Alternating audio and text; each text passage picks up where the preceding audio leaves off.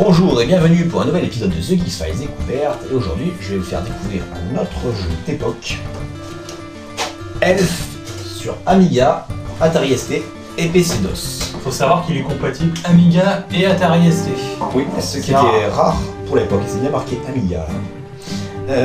Donc c'est un jeu sorti par Océan, donc qui dit jeu Océan dit jeu impossible, parce qu'ils avaient l'habitude de faire des jeux très difficiles et la plupart du temps des jeux inspirés de films ou de dessins animés, etc. Lui il était original, hein, il était tiré d'aucune licence. Voilà. Comme Mr. Nuts aussi. C'est ça, exactement. Donc la boîte est sympa, vraiment jolie, hein, bien faite. Alors qu'est-ce que c'est que Elf? Ça vous raconte l'histoire de Cornelius, un elfe. Donc, à lunettes de soleil. À lunettes de soleil. Le pire c'est qu'avec les lunettes que sur la boîte. Bref, ça raconte l'histoire de Cornelius. L'histoire elle est plus que basique, puisque votre petite amie s'est fait kidnapper et vous allez devoir la sauver. Mais je crois que là vous avez donc la particularité du gameplay, enfin de l'histoire, c'est que vous avez comme un Prince of Persia un certain temps pour la sauver, parce qu'elle est suspendue par une chaîne au-dessus d'un chaudron d'huile ou d'acide. Et donc vous avez un certain temps pour la sauver. Donc le gameplay, qu'est-ce que c'est? Alors vous dirigez Cornelius au film, c'est un jeu de plateforme hein, qui met quelques petits éléments de jeu, RPG, aventure, etc. Par exemple, NPC, c'est ça. Voilà, des PNJ un peu partout dans le jeu, et donc ils ont une certaine utilité dans le sens où quand vous allez le voir, par exemple, le plus mémorable, c'est le mec dans les chiottes, on va dire, oh je suis dans les chiottes, j'ai plus de papier, un truc comme ça, hein, parce que c'était en anglais. Et donc vous allez devoir lui trouver du papier cul, ou alors des feuilles pour qu'il puisse se torcher, en échange il vous donne un autre objet, etc. Autre particularité du jeu, je crois qu'au bout d'un certain temps, soit vous récupérez, je sais plus si c'était le même elfe qui se transformait en elfe un peu plus costaud, ou alors si c'était deux autres elfes qui venaient vous aider et vous pouvez choisir, ils ont des gameplays un peu plus serrés. Comme ils disent, c'est Cornelius qui doit sauver sa petite amie, je penserais plutôt qu'il y en a qu'un et puis qu'en fait il change de forme. C'est ça, parce que je me rappelle plus vaguement du jeu, ça fait tellement longtemps que j'ai pu jouer, mais je sais que dans la page de présentation du jeu, on voit clairement les trois têtes du personnage. Et comme ils ont une tête différente, il y en a qui a les cheveux très longs, etc. Et je sais plus si c'était le même. Quoi. Bon bref, chaque personnage ont un peu plus. Par exemple, il y en a qui est le très costaud, il va être très long, mais il va être très fort, etc. Bon, le classique.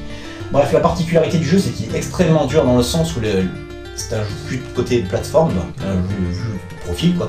Mais le problème, c'est que les ennemis, ils sont pas à des endroits prédéfinis, ils popent continuellement dans le jeu. Et y compris les ennemis volants. Donc ça rend le jeu très très dur à ce niveau-là.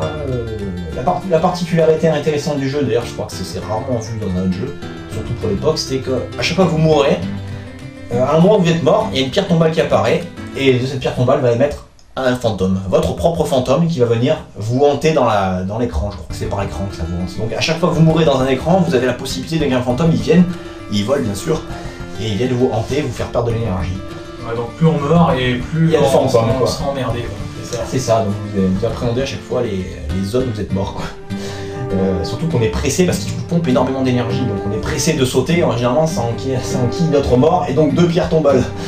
Donc il y a pas mal de niveaux, donc la forêt noire, les montagnes, le port, la grotte, etc. Ça reste un jeu extrêmement dur, mais très très bon. Il n'est pas très rare, donc je vous le conseille si vous avez encore un Amiga ou un Atari ST ou un PC, de vous l'acheter. Éventuellement sinon d'y jouer sur émulateur, mais c'est moins bien. Donc sans plus attendre, voici donc la vidéo du gameplay et on se retrouve de suite après. Voilà, tout à fait. Poil au nez.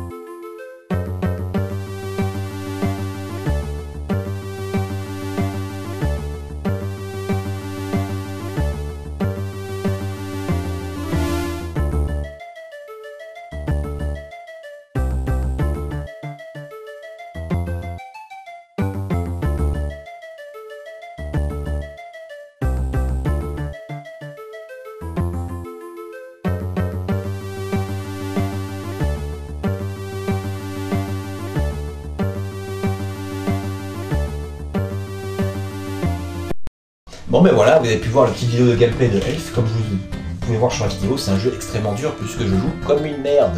Ou alors on va dire que c'est la faute au jeu, la faute à la manette, la tradition de l'époque. Ouais. C'est la... Non mais voilà, Le jeu bug. voilà, c'est le jeu qui bug, c'est la faute à la manette, ou c'est la faute au jeu qui triche. Bon ben voilà, vous avez pu voir comme quoi le jeu est très sympa, il y a une très belle musique, des très beaux graphismes, mais le jeu est extrêmement dur.